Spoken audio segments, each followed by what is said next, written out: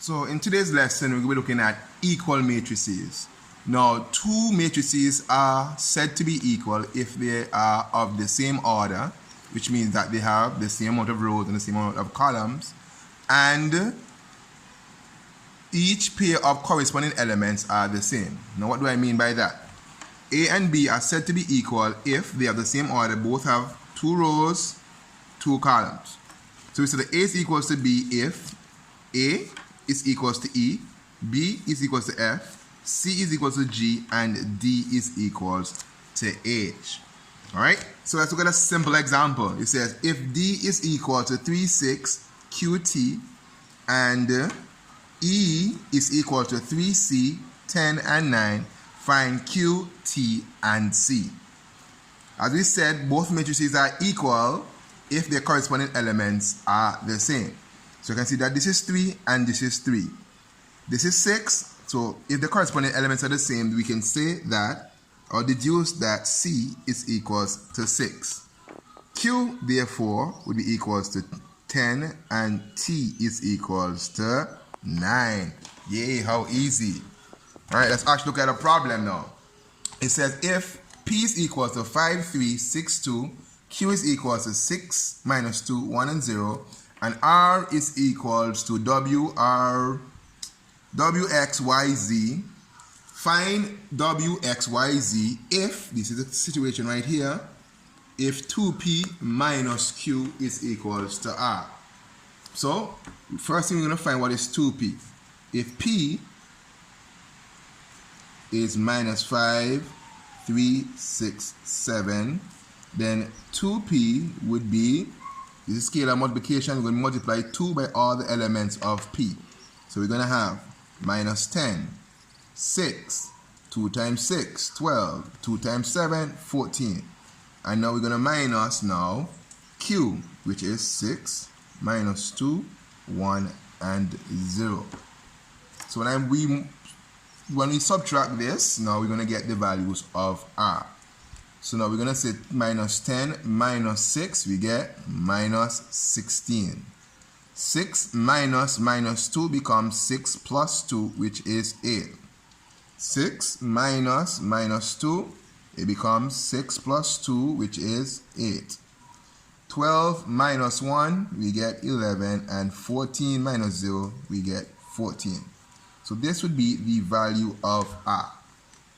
Minus 16, 8, 11, and 14. Problem number 2. If A is equals to 3 minus 2, 4, 1, Q is equals to 7, 5, 0, and 6, and R is PQRS.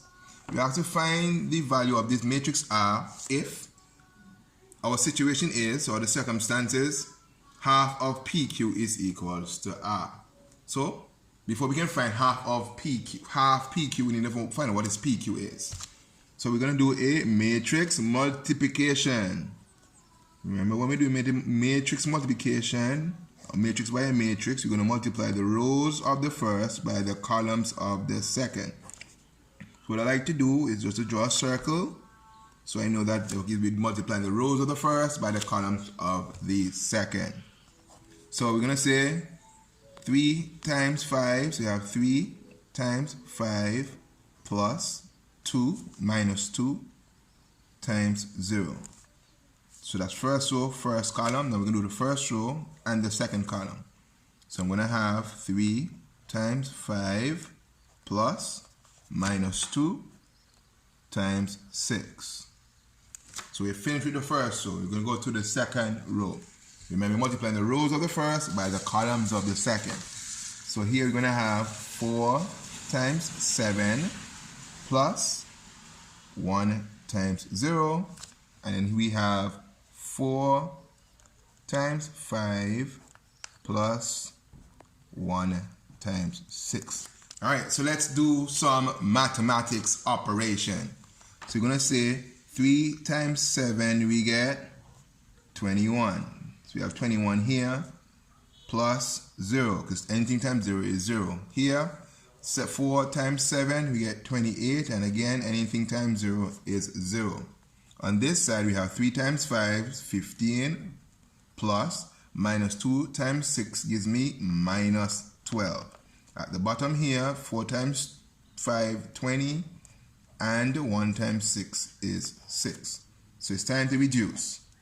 21 plus 0 gives me 21. 15 plus minus 12 becomes 15 minus 12, which is 3. 28 plus 0 is 28. And 20 plus 6 is 26. So this here is the PQ. So this is PQ. Excuse me. But according to our statement, half of PQ is equals to R. So to find the value of R, which are P, Q, R, and S, all we have to do is to multiply PQ times a half. So 28, 26. So when we do that, we get half of 21 is 10.5. Half of 3 is 1.5. Half of 28 is 14. And half of 26 is 13. So R is equals to 10.5, 1.5, 14, and 13. Being more specific, P is going to be equal to the 10.5. R is equals to 14. Q is equals to 1.5.